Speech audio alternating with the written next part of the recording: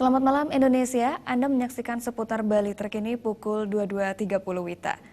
Untuk mendapatkan pembelajaran membentuk budi pekerti dan interaksi sosial anak-anak, bermain layangan khususnya layangan tradisional Bali menjadi satu pilihan karena dalam bermain dan membuat layang-layang, anak-anak diajarkan melatih kesabaran, berinteraksi dengan teman, dan mengenal budaya Bali. Layang-layang dalam agama memiliki banyak makna filosofi baik dalam rangkaian upacara maupun permainan. Undagi Layangan Bali Ida Bagus Narendra Ugrasena mengatakan, dalam membuat layangan mulai dari proses pembuatan hingga akhir, etika anak mulai dibentuk. Dari membuat bahan, anak-anak diajarkan bagaimana bersabar dalam belajar dan memahami sesuatu. Kemudian di saat bermain layangan, anak-anak akan diajari dan dituntut untuk saling menghargai teman sehingga tidak ada gesekan ataupun perkelahian.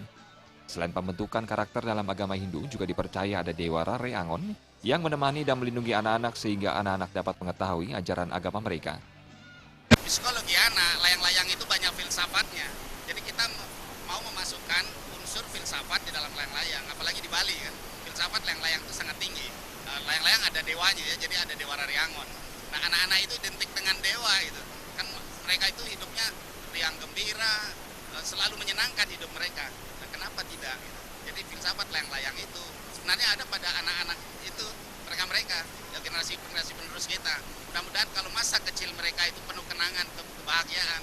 Jadi selama hidup mereka itu riang gembira, saya rasa sampai, nah kita ada satu contoh nih, Pak Nyoman. Dari kecil sampai setua begini. Dan sekarang pun masih beliau bisa concern terhadap layang-layang gitu. Mengarahkan anak-anak kepada hal yang positif tentunya sangat diharapkan orang tua, dibandingkan permainan modern yang hanya mengajari kemajuan tanpa disadari etika yang menjadikan anak-anak terjerumus ke hal yang tidak diinginkan. Tentunya menjadi kewajiban semua pihak untuk memberikan pengertian dan mengarahkan anak pada permainan yang berdampak positif. Trimaja dan Indra Wijaya, Bali TV.